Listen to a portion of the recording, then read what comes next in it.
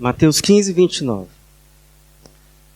Diz assim: partindo dali, Jesus chegou às margens do mar da Galileia. E em seguida, subindo ao monte, sentou-se, e numerosas multidões foram até ele, levando mancos, aleijados, cegos, mudos e muitos outros, e os colocaram aos seus pés, e ele os curou. De modo que as multidões se maravilharam ao ver os mudos falando, os aleijados andando e os cegos vendo, e glorificaram o Deus de Israel.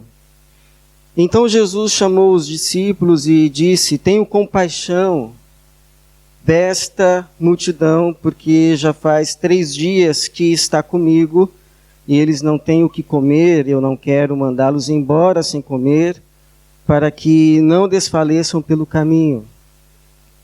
Os discípulos lhe disseram: onde arranjaríamos tantos pães num lugar deserto para alimentar tamanha multidão? Jesus lhes perguntou: quantos pães tendes? E eles responderam: 7 e alguns peixinhos. Então ele ordenou ao povo que se sentasse no chão, tomou os 7 pães e os peixes, e tendo dado graças, partiu-os e os entregou aos discípulos, e estes os entregaram à multidão. E assim todos comeram e se fartaram, e encheram-se 7 cestos com os pedaços que sobraram. Os que comeram foram 4.000 homens, além de mulheres e crianças. Depois de mandar a multidão embora, Jesus entrou no barco e foi para a região de Magadã. Obrigado, Senhor, pelo tempo que podemos ter agora com o Senhor. E pedimos a palavra do Senhor revelada, soprada, ministrada ao nosso coração.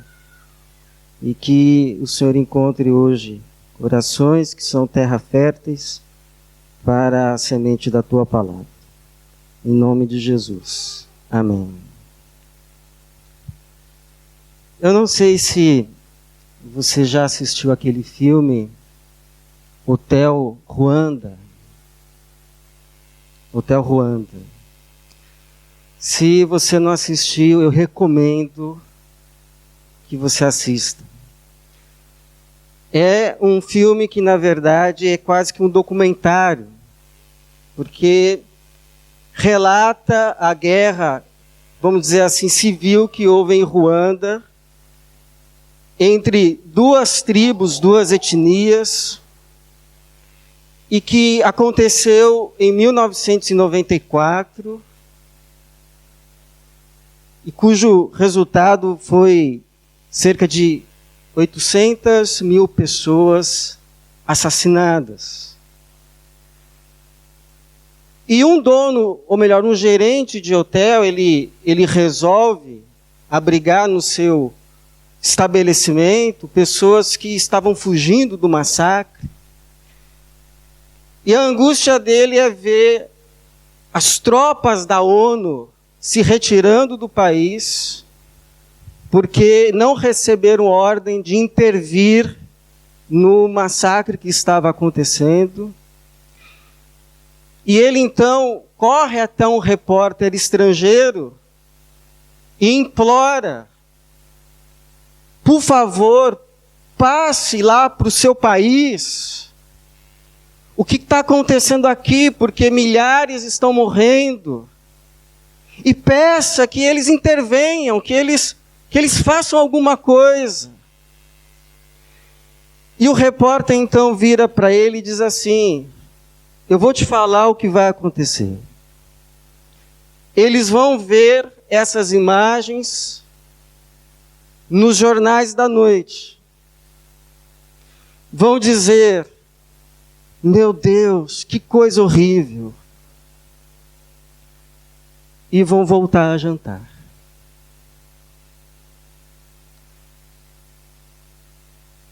E antes da gente julgar a ONU,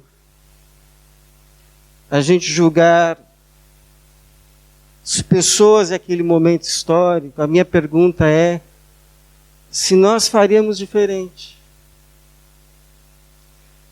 Porque essas coisas que acontecem parecem assim para a gente coisas tão distantes, coisas assim tão longe, coisas que não fazem parte do nosso dia a dia, que a não ser que Deus quebrante o nosso coração com o que quebranta o coração dele, a não ser que Deus compartilhe da compaixão que está no coração dele com o nosso coração, a verdade é que o nosso coração não se quebranta. Pelo menos não a ponto de fazer alguma coisa. E parece que é isso que está acontecendo aqui, nesse relato que nós lemos a respeito de Jesus.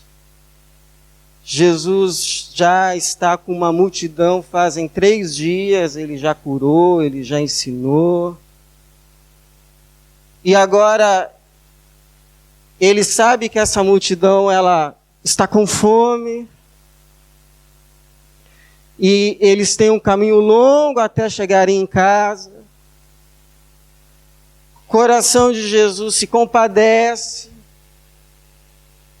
e aí então ele chama aqueles a quem ele mais confiava, e que esperava ser os seus instrumentos de compaixão, os seus discípulos, e compartilha a compaixão dele com eles. E diz assim, versículo 32, então Jesus chamou os discípulos e disse: tenho compaixão desta multidão, porque já fazem 3 dias que estão comigo, e eu não quero que eles desfaleçam pelo caminho. E aí os seus discípulos, que simbolicamente somos nós, a igreja, olham para Jesus e dizem assim: poxa, Senhor, o Senhor já ensinou, o Senhor já curou, o Senhor já atendeu pedido, e ainda tem que dar pão.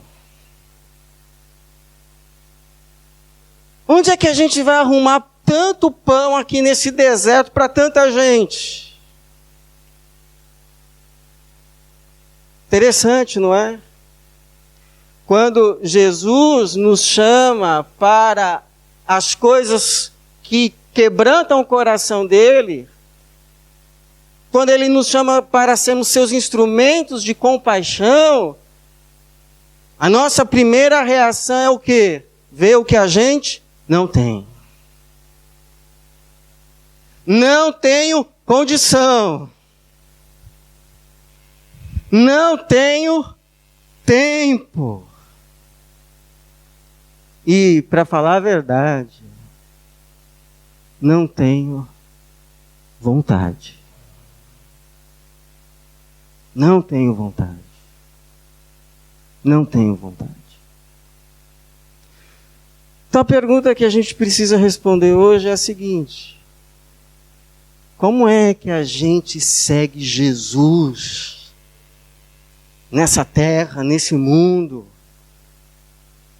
com esse coração desse tamanho que ele tem, cheio de compaixão, de tanta coisa que a gente não tem compaixão? Como é que a gente segue esse Jesus e serve a Deus, Pai dele, como seus instrumentos especiais de compaixão, em ações de compaixão pelas quais não temos tanta paixão? Porque afinal de contas a gente já tem muito problema. E a gente esperava que nós fôssemos os alvos de compaixão de Deus. Mas Ele nos chama a sermos os seus instrumentos de compaixão. Você não se sente assim às vezes? Você vê um chamado de compaixão, tem coisa assim que você olha, Você fala assim, não, Deus não está me chamando para isso. Mas tem uns clamores, tem uns gritos de socorro, tem uns pedidos que você olha e você fala, Deus está me chamando para fazer alguma coisa. Mas eu não tenho. Como é que a gente serve a Deus como seus instrumentos de compaixão? Primeiro, a gente serve a Deus com o que a gente tem, não com o que a gente não tem. Por exemplo, eu não tenho voz para cantar.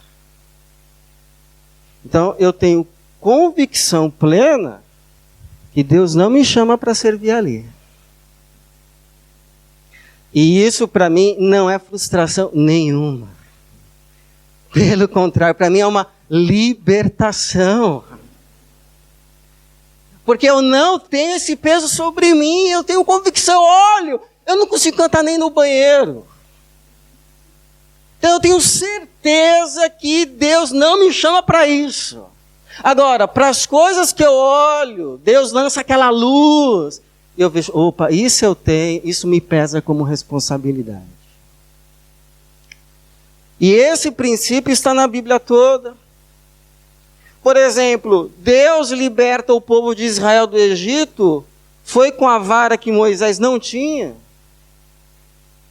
Não, foi com a vara que o Moisés tinha, tanto que no chamado ele diz assim, Deus, o que você tem na mão? Uma vara. Deus salva lá a viúva do seu credor e os seus filhos, que iam ser escravos, com o quê? Com o dinheiro que ela não tinha? Não, mas com o azeite numa botija que ela tinha. Tanto que a pergunta do profeta para ela, quando ela está desesperada e vai buscar ajuda, qual é a pergunta do profeta para ela? O que você tem em casa? Vai ver. E a pergunta aqui de Jesus para os discípulos, quando eles começam a apresentar o relatório do conselho financeiro, não temos tantos pães para atender essa gente. Jesus vira para eles e diz o que mesmo? Não estou perguntando o que vocês não têm. A pergunta que eu estou fazendo é, quantos pães tendes?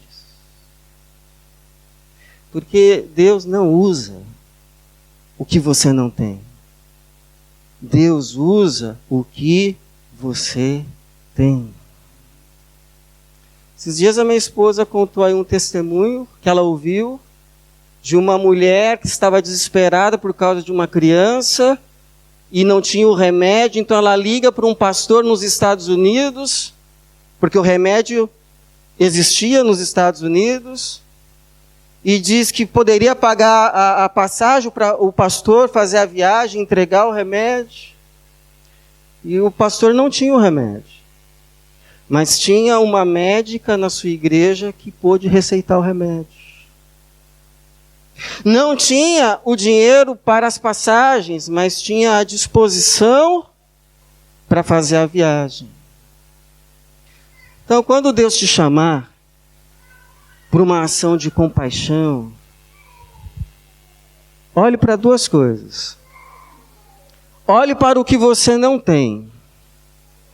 Porque o que você não tem indica o que você não é chamado para fazer. Mas segundo, olhe também para o que você tem. Porque o que você tem indica o que você é chamado, o que você pode e o que você deve fazer. Lá em Marcos, quando Jesus pergunta aos discípulos a respeito dos pães, ele diz assim: quantos pães vocês têm? Ide ver. Ide ver. Segundo, a gente serve a Deus como instrumentos de compaixão com aquilo que a gente recebe de Deus. Porque ninguém pode dar nada se primeiro não receber. E receber de Deus. É interessante que quando Jesus pega os pães, ele dá graças. Diz aí o texto, versículo de número 36, tomou os 7 pães e os peixes, e tendo dado graças, partiu-os e os entregou aos discípulos, e estes o entregaram à multidão. Achei interessante uma coisa aqui, sabia? Porque primeiro Jesus dá graças, ele reconhece que o pão veio das mãos de Deus. Esses pães aqui vieram das mãos de Deus, então dou graças. Essa é a primeira coisa que ele está ensinando. A segunda é que ele podia, ele mesmo, pegar esses pães, mandar fazer uma fila, ainda mais se ele fosse paulista, ele ia falar para fazer uma fila. E ele mesmo ia entregando o pão. Ó, esses camaradas aqui sem fé, vocês aqui não vão dar pão para vocês não, mas faz uma fila aqui que tem pão para todo mundo. Mas não, ele pega os pães e entrega nas mãos de quem? Antes de entregar para as pessoas? Para os seus discípulos. E os seus discípulos é que entregam para as pessoas. Há bênçãos de Deus, há pãezinhos no forno de Deus, preparados para alimentar uma multidão, mas que passam primeiro pelas nossas mãos. Porque Deus continua multiplicando pães. E sabe qual é a prova? A fartura das nossas mesas. A fartura das nossas mesas. Ele nos farta com o que a gente precisa e com o que a gente não precisa.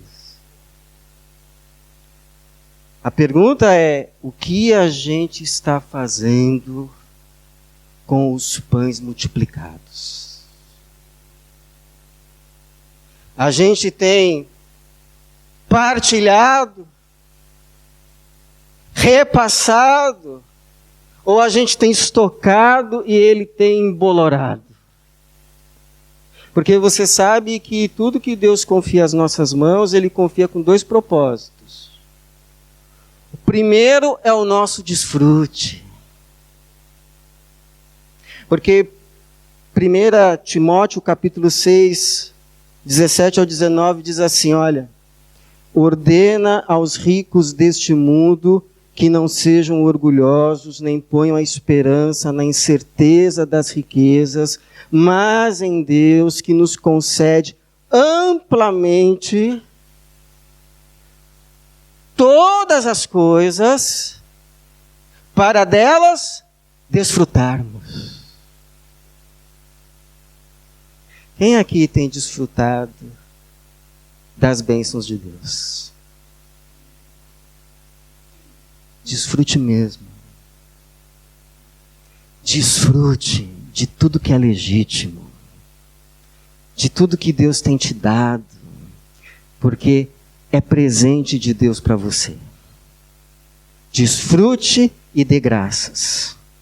Só não esqueça o segundo propósito. Porque o mesmo versículo que diz que tudo que Deus nos dá é para o nosso desfrute, também diz assim, que pratiquem o bem e se enriqueçam com boas obras, sejam solidários e generosos, com isso acumularão um bom tesouro para si mesmos, um bom fundamento para o futuro, para que possam alcançar a verdadeira vida. Então lembra daquela imagem, daquela figura das taças em pirâmide no casamento? E eu já falei, né, que é casamento de crente, não é champanhe, é guaraná. Né? Então tem aquela pirâmide, e aí você começa a encher a primeira taça. E aí da primeira taça que enche e transborda. E ela começa a encher a segunda fila. E da segunda fila que transborda, enche a terceira. E da terceira que transborda, enche a quarta. E da quarta que transborda, enche a quinta. E quando tudo está cheio, todo mundo... Por quê? Porque é bonito ver tudo cheio, preenchido e pleno. E é por isso que o plano de Deus não é abençoar uma família, 2 famílias, muitas famílias, mas abençoar todas as famílias da terra. E terceiro e por último, a gente serve a Deus com o que a gente tem, não com o que a gente não tem. A gente serve a Deus com o que primeiro recebe de Deus. E terceiro, a gente serve a Deus confiando que esse Deus que tem misericórdia de tanta gente, também tem misericórdia de nós. Também tem misericórdia de nós. Porque sabe qual que é o medo? Sabe o que paralisa a compaixão? É o seguinte medo. Mas se eu ajudar hoje, e se faltar para mim amanhã? Ok? Eu vou ter compaixão dessas pessoas hoje, lá na Índia. Mas se acontecer alguma coisa comigo, com os meus filhos, quem é que vai ter compaixão? Não é isso? Não é isso que acontece com a gente? Eu não estou falando de você, eu estou falando de mim. Por isso, olha, ninguém se torna um instrumento de compaixão se não andar no fundamento da fé, pisando firme nesse fundamento que diz: o mesmo Deus que me sustentou ontem, que está me sustentando hoje, é o Deus que vai me sustentar amanhã. Ninguém se torna um instrumento de compaixão sem esse fundamento de fé. E é interessante que os discípulos que estavam se indagando, como é que a gente vai fartar de pão toda essa multidão? Eles não apenas alimentam toda a multidão, de modo que a multidão se farta, mas eles mesmos se fartam. Porque o texto termina dizendo no versículo 38, os que comeram, versículo 37, assim todos comeram e se fartaram, e encheram-se 7 cestos com os pedaços que sobraram, e esse todos inclui também os discípulos, eles também comeram, e no final ainda levantam 7 cestos que vão servir para o sustento deles. Por quê? Porque quando a gente dá, a gente também recebe.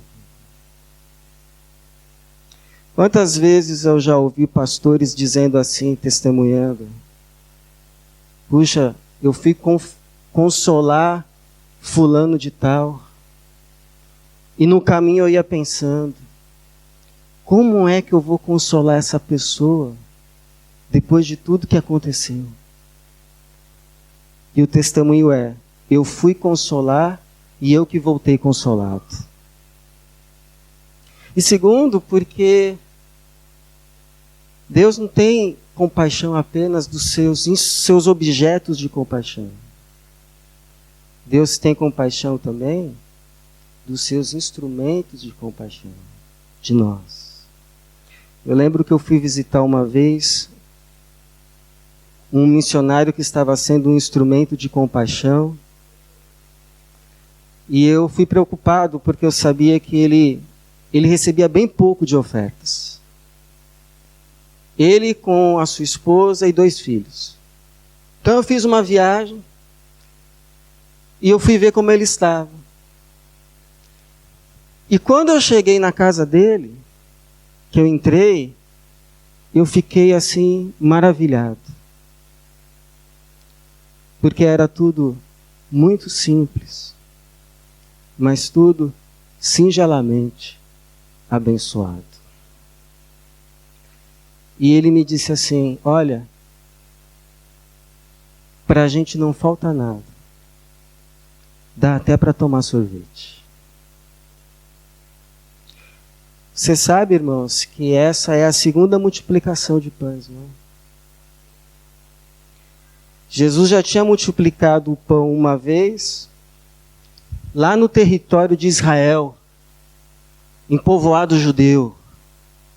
E agora ele está multiplicando a segunda vez em território fora dos povoados de Israel, em povoados de não-judeus, mostrando que o banquete messiânico, o banquete de Deus, não é só para alguns, é para todos. Eu achei interessante e significativo isso, porque ano passado, na nossa campanha missionária, alguns irmãos não acreditavam que nós íamos alcançar o alvo. Mas Deus soprou aqui, corações se quebrantaram, mãos trabalharam, e o alvo não apenas foi alcançado, mas foi superado. A minha oração é que o Espírito Santo sopre de novo. Corações se quebrantem. Jesus faça a segunda multiplicação e se digne, mais uma vez, de usar essa igreja, usar a mim e usar a você, mais uma vez, como seus instrumentos privilegiados de compaixão. Que assim seja e que Deus nos abençoe. Amém.